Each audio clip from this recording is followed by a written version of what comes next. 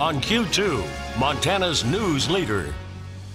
Good evening, everyone. Thanks for joining us tonight. I'm Jeanelle Slade. And I'm Jay Cohn. President Trump's nominee to head the Veterans Administration now under scrutiny for questionable behavior on the job. Montana Senator Jon Tester and his Republican counterparts want more information about the president's personal doctor to determine if he's fit to take over the VA. The allegations swirling around Admiral Ronnie Jackson include excessive drinking, creating a toxic work environment, and improperly prescribing medications. Mola Lengi has details from Capitol Hill. Ronnie Jackson met with senators after learning his confirmation hearing had been postponed. I'm looking forward to rescheduling the hearing and getting the process moving. President Trump says he's leaving it up to Jackson whether to withdraw from consideration to be Secretary of Veterans Affairs. I don't want to put a man through a process like this. It's too ugly and too disgusting. Jackson is President Trump's White House doctor, but questions have emerged about his ability to manage the government's second largest department, and lawmakers are accusing the White House of skipping its homework. The White House has been consistently and abysmally careless, even derelict in the vetting process. Lawmakers say the allegations came to light last week. Now, they won't confirm exactly what they are, but Jackson is reportedly accused of drinking excessively on the job and overseeing a hostile work environment. He does deny that he's done anything wrong in his service to the country, and particularly his time at the White House as a physician in the medical unit. Democrat Jon Tester is ranking member of the Senate Veterans Affairs Committee. All I can tell you is that we're asking a lot of questions and we're following up on a lot of claims that have been made. The committee has asked the White House for more information about Jackson and wants to see the FBI's background check. Mola Lengi, CBS News, Capitol Hill. The Department of Veterans Affairs manages 360,000 employees and serves as many as 9 million veterans. Well, tonight, Montana Senator Jon Tester provided more details on the accusations against Jackson when he spoke with CNN's Anderson Cooper. Tester said as many as 20 people have come forward with concerns about Jackson's on-the-job behavior, including dispensing controlled substances and drinking on the job. Admiral Jackson was the primary health care provider for the president. And if you're drunk and something happens with the president, it's very difficult to go in and treat the president how it needs to be done. So this is totally unacceptable under this environment, and that's what multiple people told us this was the case on several different trips. Do you know under what circumstances he was drinking? I mean, was this social occasions? I believe they were social. So, you know, there were comments about him being in the hotel room and couldn't respond because he had been drinking so much. Senator Tester also said he spoke with White House Chief of Staff John Kelly today about the allegations against Jackson. Now, Jackson has been the White House physician since 2006, serving under Presidents George W. Bush and Barack Obama. One of the biggest issues in Montana's congressional campaigns this year is health care. The candidates have very wide, different views on the subject, even within their own party.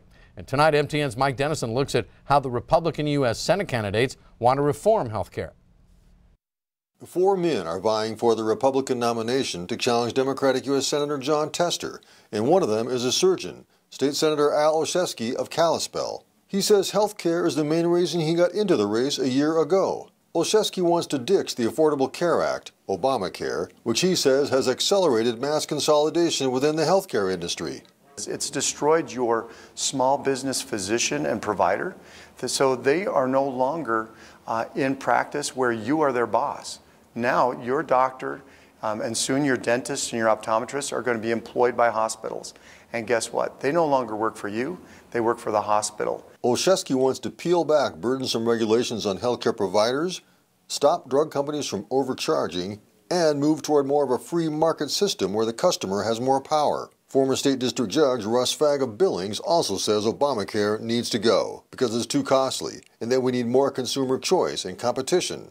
Yet Fagg says some sort of basic health care should be available to everyone. Everybody deserves a little bit of health care, some basic maintenance type of a health care system, but the path that we are on with the Affordable Care Act is just simply unsustainable. Matt Rosendale, as State Insurance Commissioner, says he's been working directly to create lower-cost health insurance options and examine drug costs. Options in the works include businesses banding together to form insurance pools, and short-term health plans that don't have to meet Obamacare mandates.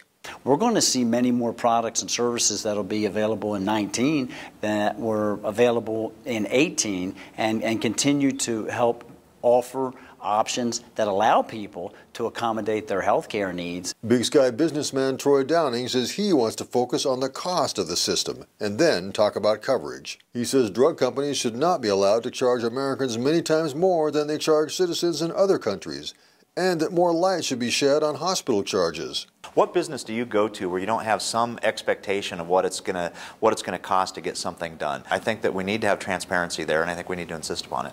Republican voters will choose one of these candidates in the June 5th primary. Tomorrow, how is health care defining another primary contest? The 5 Democrats who want to challenge Republican Congressman Greg Gianforte. Reporting from Helena, Mike Dennison, MTN News.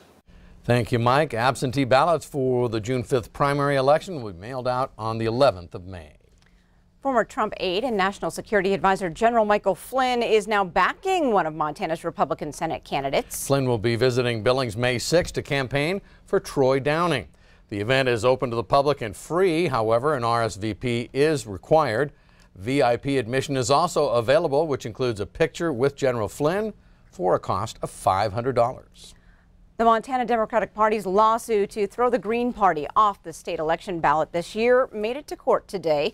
Both parties presented witnesses and evidence in Helena. The Green Party qualified for the ballot last month based on voter signatures submitted on petitions. The Democratic Party says it has identified signatures that should not have been counted. And if those signatures aren't allowed, the Green Party will not have enough to be certified.